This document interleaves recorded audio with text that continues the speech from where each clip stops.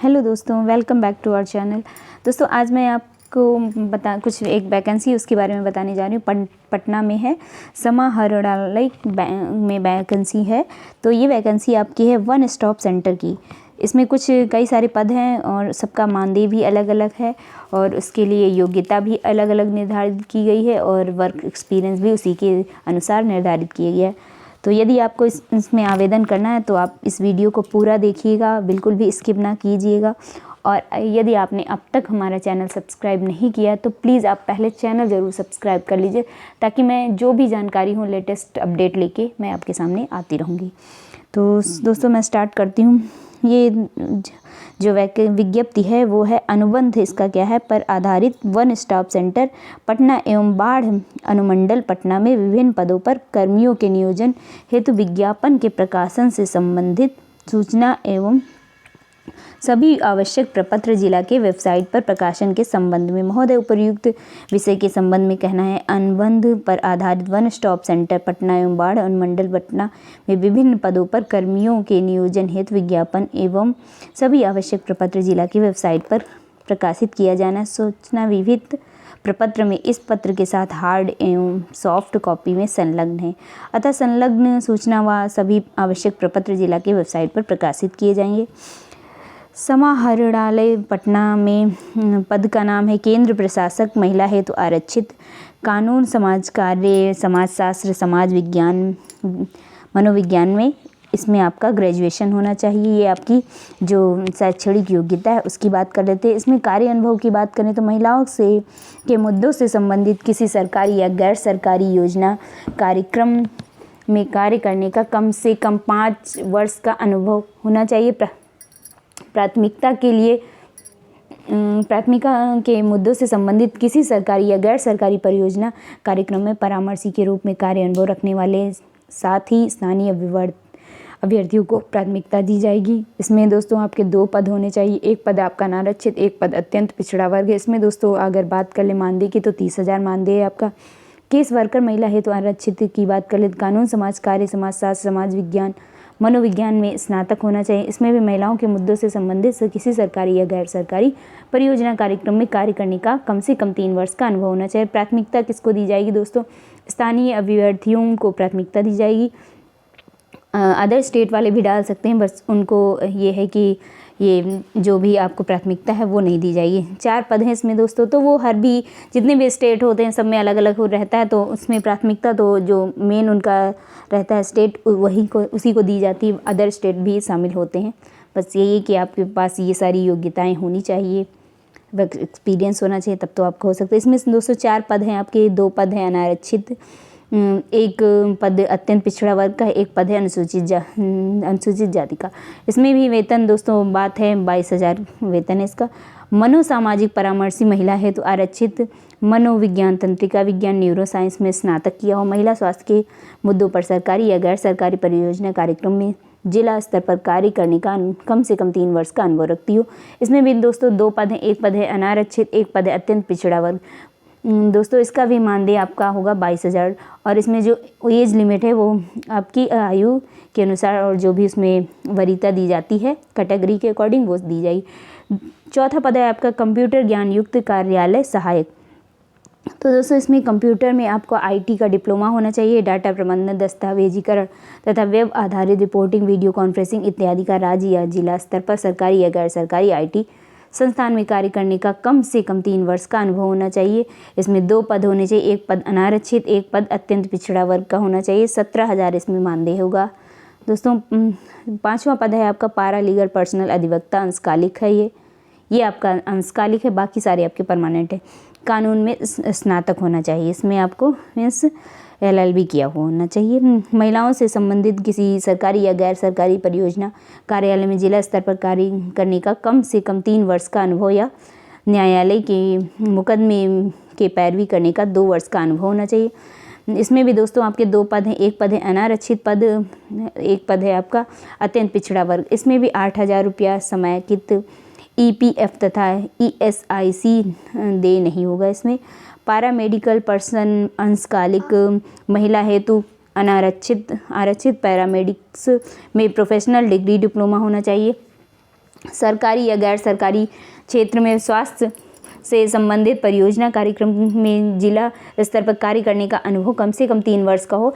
2 पद हैं इसमें दोस्तों आपके, एक पद है अनारक्षित, एक पद है अत्यंत पिछड़ा वर्ग। 8,000 इसमें आपकी मान्यता रहेगी, रुपया रहेगा समेकित पीपीएफ, ईपीएफ तथा ईएसआईसी देय नहीं होगा इसमें दोस्तों। समाहरणालय पटना, ये हो गया आपका इसका विज्ञापन का। 7वां पद आपका है बहुउद्देशीय वर्कर, रसोइया कुक का। इसमें आपको सिर्फ मैट्रिक होना चाहिए। कार्य अनुभव अपना संबंधित क्षेत्र का कार्य अनुभव, इसमें कोई वर्क एक्सपीरियंस सर्टिफिकेट आपका नहीं लगेगा। और इसमें भी इसमें भी आपके 6 पद हैं। 2 पद आपके अनारक्षित हैं, 2 पद अत्यंत पिछड़ा वर्ग के, 1 पद आपका अनुसूचित जाति का है, 1 पद आपका पिछड़ा वर्ग का। इसका दोस्तों वेतन होगा आपका 13,000 रुपये। 8वां पद है आपका सुरक्षा प्रहरी का, रात्रि प्रहरी जैसे गार्ड की जॉब होती वो। इसमें सिर्फ आपको मैट्रिक चाहिए। सुरक्षा प्रहरी के रूप में सरकारी या प्रतिष्ठित संस्थान में राज्य या जिला स्तर पर कार्य करने का कम से कम 2 वर्ष का अनुभव होना चाहिए।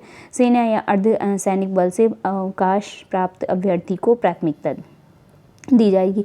दोस्तों इसमें 6 पद हैं, 2 पद आपके अनारक्षित हैं, 2 पद आपके अत्यंत पिछड़ा वर्ग के, 1 पद आपका अनुसूचित जाति का, 1 पद पिछड़ा वर्ग का है। इसकी भी जो वेतन है बात कर ले मानदेय की, वो 13,000 है। तो और जो भी आपकी एज में वरीयता दी जाएगी वो तो आपका कैटेगरी के अकॉर्डिंग दी ही जाएगी। तो दोस्तों आगे बात कर लेते हैं। अभ्यर्थी भारत के नागरिक होंगे। नियोजन में सामान्य प्रशासन विभाग के द्वारा लागू आरक्षण का प्रावधान प्रभावी होगा। तो दोस्तों जो इसके नियम कानून है वो सब मैं आपको बता देती हूँ कि कहाँ से कौन कैसे आवेदन कर सकता है। तो दोस्तों भारत का तो नागरिक होना चाहिए। आरक्षण का लाभ केवल उन्हीं आवेदकों को मिलेगा जिनके पास बिहार का अधिवास है। उम्र सीमा दोस्तों बात कर ले तो संविदा पर नियोजन हेतु उम्र सीमा विज्ञापन प्रकाशन की तिथि को निम्नवत होगी। अनारक्षित वर्ग पुरुष की जो एज होगी वह 37 वर्ष होगी। पिछड़ा अत्यंत वर्ग पुरुष एवं महिला तो उनकी आयु जो होगी वह 40 वर्ष हो सकती है। आपकी मैक्सिमम की बात कर रही हूँ मैं। अनारक्षित वर्ग की महिला जो होगी इसकी 40 वर्ष और अनुसूचित जाति जनजाति पुरुष एवं महिला दोनों की 42 वर्ष होगी। अधिक से अधिक की बात कर रही हूँ, कम से कम तो 18 से स्टार्टिंग ही होती है सभी में। अनुभव की अवधि की गणना एवं उम्र की गणना प्रयोजन के लिए संदर्भ विज्ञापन की तिथि मान्य होगी। कर्मियों को नियमानुसार मूल मानदेय के अतिरिक्त ईपीएफ तथा ईएसआईसी देय होगी। संविदा के आधार पर नियुक्ति पूर्णतः अस्थायी होगी, जो बिना किसी पूर्व सूचना के या 15 दिनों के नोटिस पर समाप्त की जा सकती है। इस संबंध में नियमित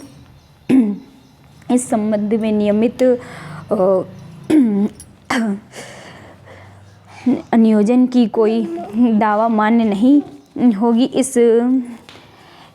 इस प्रकार नियोजित व्यक्ति का नियोजन के पश्चात सेवा में नियमितीकरण को कोई दावा मान्य नहीं होगा और नियोजित व्यक्ति ना तो सरकारी सेवक माने जाएंगे ना सरकारी सेवक के अनुमान्य किसी सुविधा के हकदार होंगे। उनका नियोजन सखी वन स्टॉप सेंटर पटना एवं बाढ़ अनुमंडल पटना के अधीन होगा। और 8वां आपका जो है नंबर, विभिन्न पदों पर नियोजित उम्मीदवारों की वांछित शैक्षणिक योग्यता, कार्य अनुभव एवं अंतर्वीक्षा के आधार पर अंतिम मेधा सूची प्रकाशित होगी। प्रशासनिक पद हेतु यदि अभ्यर्थी कंप्यूटर पर कार्य करने का ज्ञान रखता है तो उसे प्राथमिकता दी जाएगी। कार्य अनुभव में सरकारी विभाग कार्यालय के कार्यानुभव रखने वाले अभ्यर्थियों को प्राथमिकता दी जाएगी।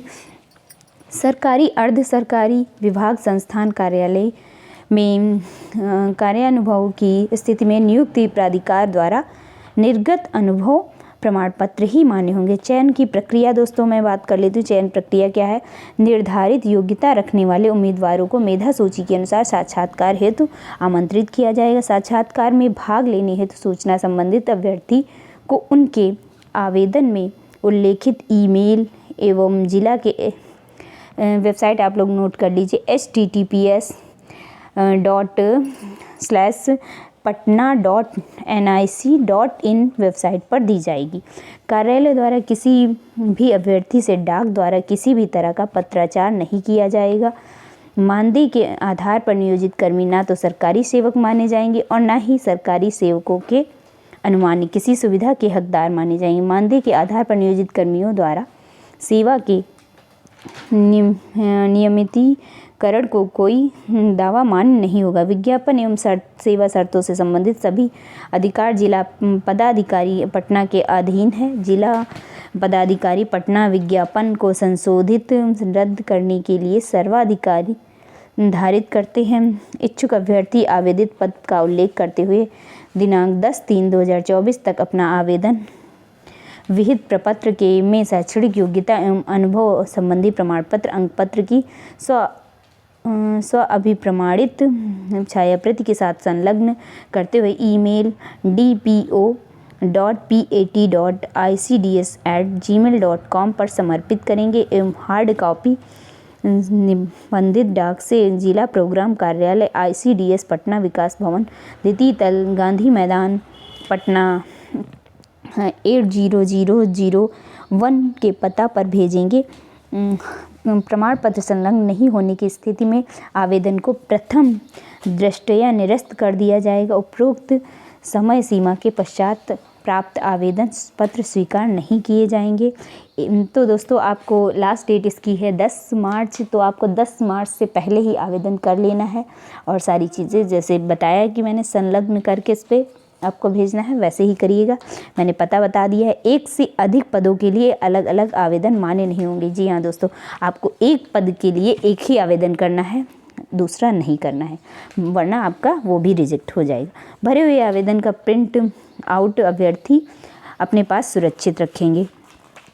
अभ्यर्थी विज्ञापन से संबंधित अपडेट अन्य घोषणाओं हेतु आपको वही साइट है जो आपकी मैंने पहले बताई https://patna.nic.in वेबसाइट का अवलोकन करते रहेंगे। जी हाँ, आप बार बार आप इस वेबसाइट की पर जाकर देखते रहेंगे। तो दोस्तों ये आपका आवेदन का प्रपत्र है, आप इसका स्क्रीनशॉट ले सकते हैं। स्क्रीनशॉट ले लीजिए और भर के आपको जो मैंने एड्रेस बताया आपको उस पर अपना सेंड कर देना है। तो दोस्तों जो विज्ञप्ति का है वो भी मैं आपको बता देती हूँ।